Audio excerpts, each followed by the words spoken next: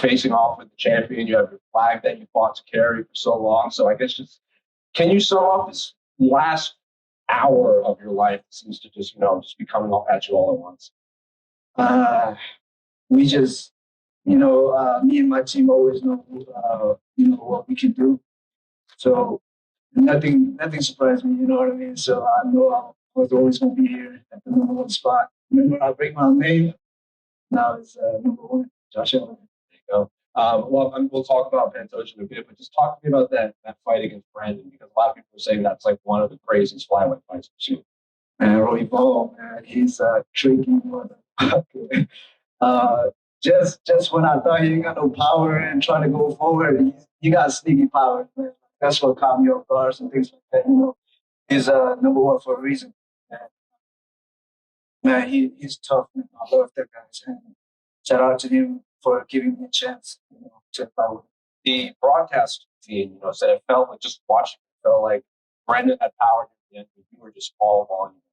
You showed the stats where he was throwing less and landing, but you were throwing more and landing at a higher clip. So I guess what's it like being in there that you land like 7-8 punches on the guy and you still walk? Like I said, Roy Ball, like I know what I signed up for, when I fought him. But I thought I was going to get the finish, but he's tough. Man. He's tough. So I think I heard him a couple of times. Was it the first round, the second round? First one you clipped him. Yes. And I'm trying to follow up, but like I said, he's sneaky with the powers punches. And every time I hit him, he always come back with something stronger.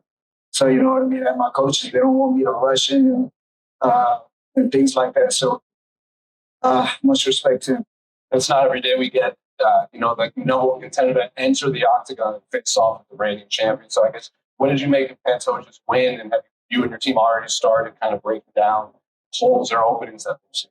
No, man.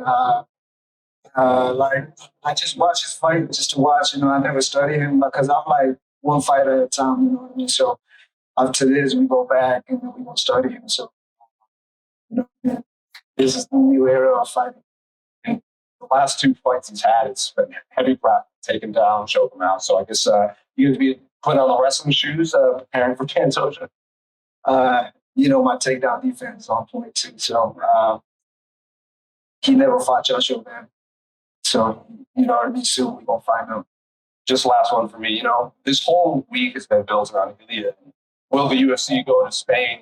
It's kind of become the face of Spain. You have that flag, like I mentioned before, that you fought very hard to bring in. That flag is now going to be in the spotlight against the champion. I'm sure, I'm sure you thought this was always going to come, but I guess how excited are you to be able to put your country in the biggest spotlight, in the biggest combat sport? It means everything. It means everything just to be able to represent my country.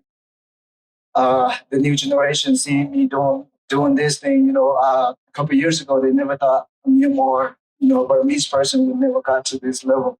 And now that they see me doing it, what I mean? Like a lot of new generation hitting me up to go to the gyms and things like that. So it opened a lot of eyes, not just with the kid, but with the parents and things like that too. So I'm very, very happy. How obviously winning the title is something every fighter wants, but to beat a champion who's clearly as good or as great even as Pantoja, would that be extra special, or is it more the belt and the person you're interested in? Yeah, man, the legacy that you have in this division, just beating him, it's just gonna be greater for my legacy too. You're obviously the same age as John Jones was when he won the belt. So do you go to the UFC and be like, hey, book me before I turn 24 so I can at least match these records? So they're gonna have to book me before October. So you know what I mean. The doctor. So, yeah. Hey, Josh, over here. Congratulations on the win. It was a quick turnaround for you. I know when you get an opportunity like this, you got to take it. I don't know if you want to reveal this now. Was there any bumps and bruises going into this fight? I know you're not 100%, but you got the win now. So if there's anything you're dealing with, probably tell us. My big toe was fucked up. It was just we can't really throw kicks in the fight camp or anything, you know what I mean? But come fight day, like I was throwing it because I think of journaling or something, you know what I mean? So yeah, my big toe was fucked up. That was it. Yeah, and obviously this fight with Pantoja is going to be 5 rounds, but you've had title fights before on the regional scene before you got in. Like, do you feel comfortable, going 5 rounds in the UFC as well? And it was a couple years back, but or is the focus, when you fight Pantoja, going to be on those extra rounds as well? That's if it's going to last. You know what I mean? Fair enough. Yeah, I like it. Like I said, man, I'm Joshua Vann. I don't fight like this guy. So it's going to be a whole different fight. Yeah, and do you wish this fight was 5 rounds, just the way it sort of ended in that third? Do you think another round you could have come out? I mean, 5 rounds could have get the finish, right?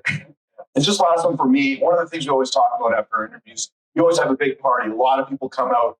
How big is this one going to be after this victory? Because this was the fight of the year, I think, for a lot of people. Man, a lot of my teammates from 4 Ounce Fight Club, man, they was there in the crowd, man. That's what hyping me up. So